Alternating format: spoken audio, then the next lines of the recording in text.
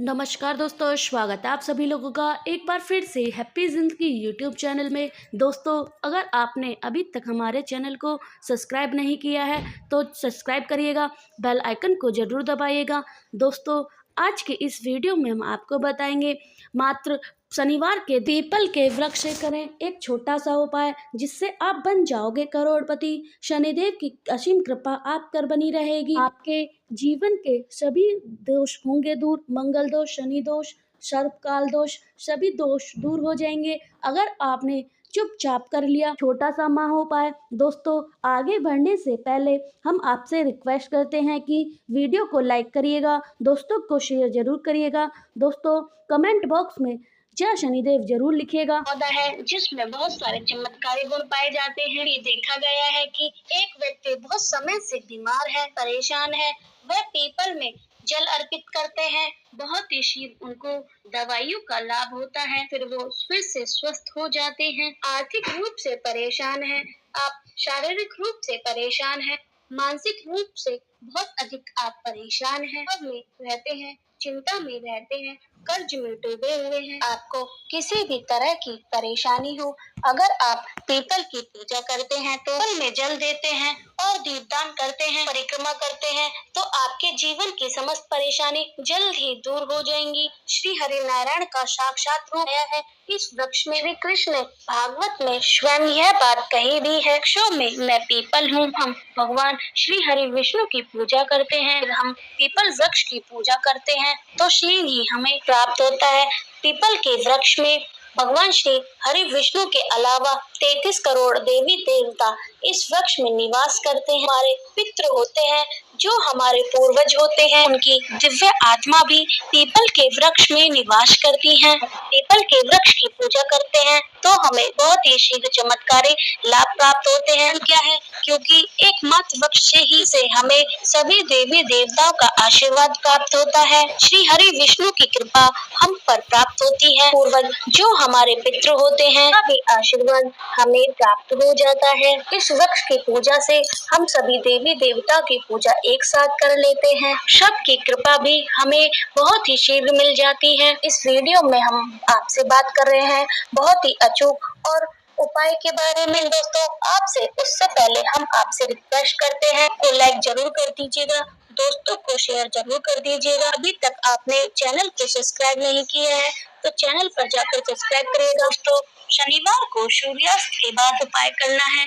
अगर आप शनिवार के दिन यह उपाय करते हैं, एक शनिवार को इस उपाय को करने से ही समस्त कामनाएं पूर्ण हो जाती हैं। कामना से अगर आप यह उपाय करेंगे तो आपकी कोई भी कामना हो वह पूरी हो जाएगी। बहुत अधिक परेशान है, आर्थिक रूप से आप बहुत अधिक परेशान हैं, कर्ज में घिरे हो या फिर आपका व्यापार बहुत ही कम चल रहा हो, ऊपर लोन या कर्ज बढ़ता चला जा रहा है, नौकरी मिलने में समस्या आ रही है, फिर आप नौकरी पाना चाहते हैं तब भी आप यह उपाय कर सकते हैं। घर में बहुत ज्यादा कलह कलेश हो रहा है, खर्च अधिक हो रहा है और धन में आगमन कम हो रहा है, कि आप इस उपाय को करें, शीघ्र ही को लाभ होगा। और कई बार ऐसा होता है आपके पास धन अधिक आता है, बेवजह के खर्च में निकल जाता है में, या फिर आप ब्याज भर देते हैं, कोर्ट कचहरी में चक्कर में आपका धन अधिक खर्च हो रहा हो, सदुपयोग नहीं कर पाते हैं, भी आपको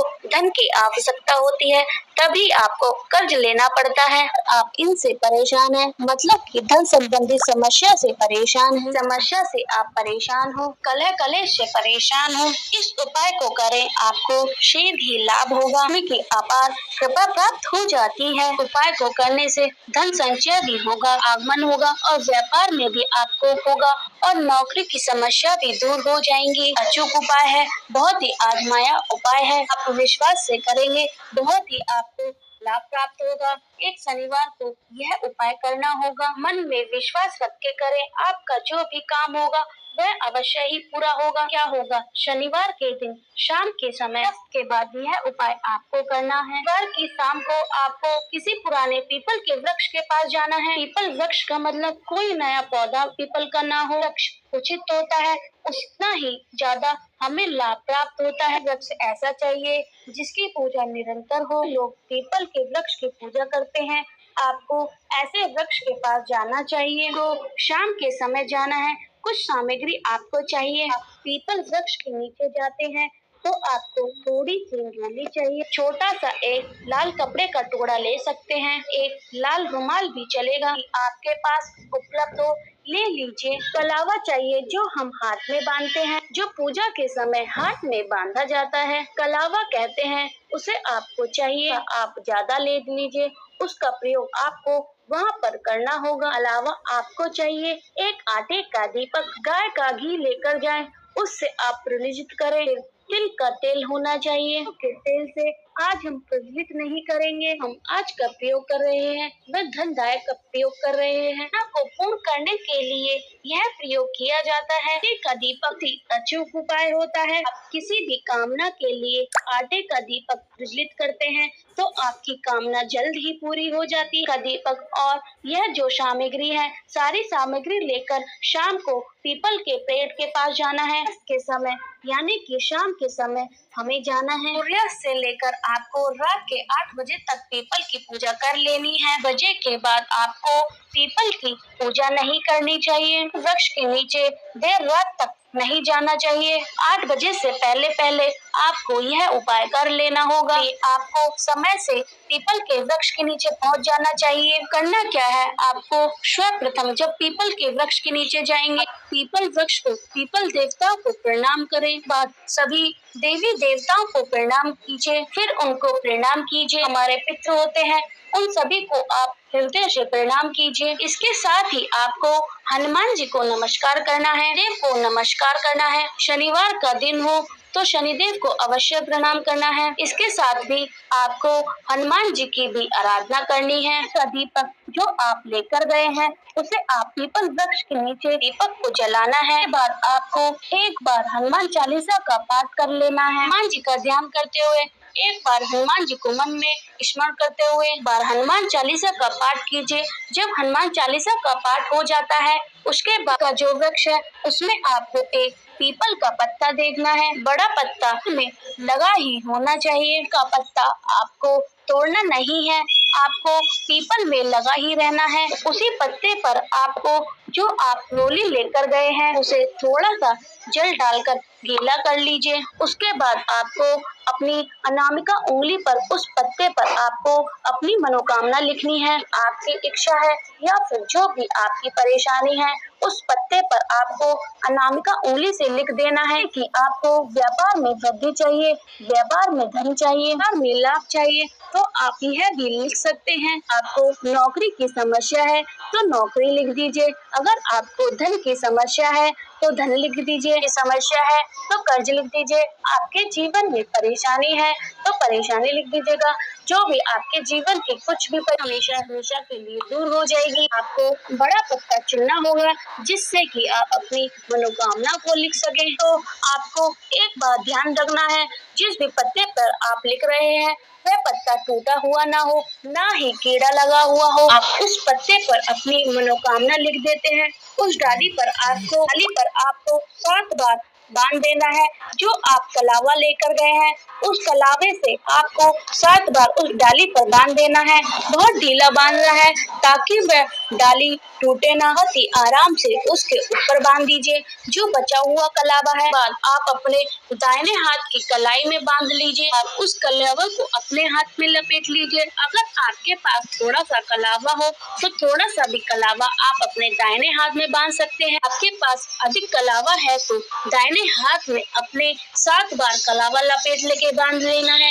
आपको पीपल वृक्ष की छाया में बैठकर एक मंत्र का जाप करना है। चमत्कारी मंत्र है, अचूक मंत्र है, नोट कर लीजिए। हीम वट स्वाहा का जाप आपको पीपल वृक्ष की छाया में करना है। का कम से कम आपको 108 बार जाप करना है। वृक्ष की छाया में जपा गया मंत्र कभी भी खाली नहीं जाता है। बहुत ही शीघ्र आपकी कामना को पूर्ण कर देता है। आप हनुमान चालीसा का पाठ करें या फिर आप सुंदरकांड का पाठ करें, कोई भी पाठ या कोई भी मंत्र आपको करना है। आप पीपल वृक्ष की छाया में बैठकर कर रहे हैं, बहुत ही शीघ्र आपके मन की कामना पूर्ण हो जाती है। वृक्ष की छाया में बैठकर हम अपने मन की कोई भी बात करते हैं या कोई भी कामना करते हैं, वह बहुत ही जल्द शीघ्र ही पूरी हो जाती है। कोई भी समस्या कहते हैं तो उसका निवारण बहुत ही शीघ्र हो जाता है। आप माला लेकर जाते हैं तो रुद्राक्ष की माला ले जाइए। आप माला में नहीं करते हैं तो 1 घंटा या आधा घंटा 45 मिनट जितना भी आपके पास समय हो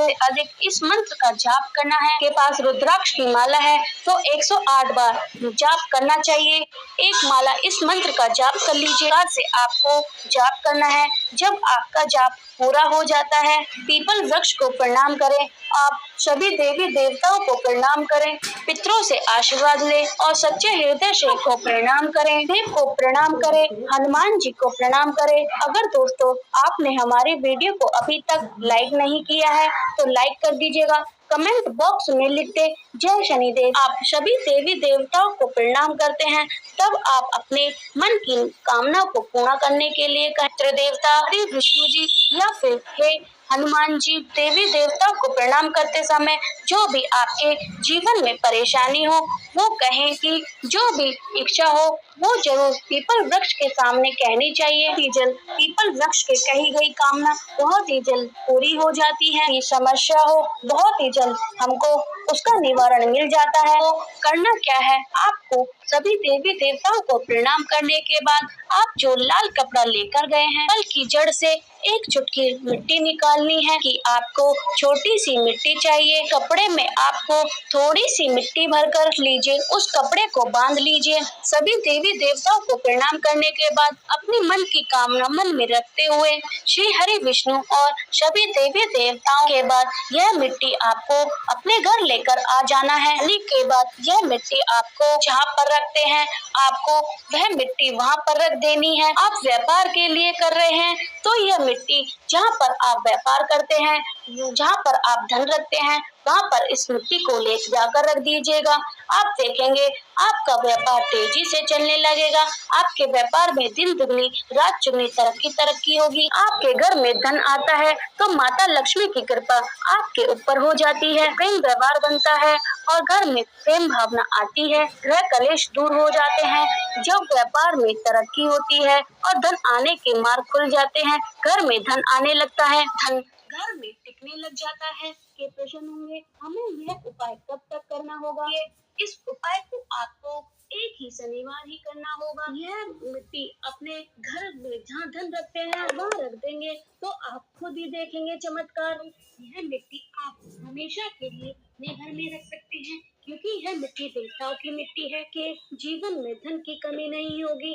स्त्री यह पूजा कर सकती है या नहीं, आपका यह प्रश्न होगा। आपको बता देते हैं इस वीडियो में कोई भी इस उपाय को कर सकता है। उपाय को पुरुष या स्त्री कोई भी कर सकता है, श्रद्धा के साथ करें। दोस्तों एक बात का ध्यान रखें, जो स्त्री यह उपाय करें तो पीरियड्स की अवस्था में स्त्री यह उपाय नहीं कर सकती हैं। इसके अलावा यह उपाय कर सकती हैं। स्त्री पूरी तरीके से शुद्ध हो जाए तो यह उपाय कर सकती है। आपको एक बात का ध्यान रखना है, जब पीपल के वृक्ष के नीचे की मिट्टी उठाए तो आपको कोई देखे नहीं।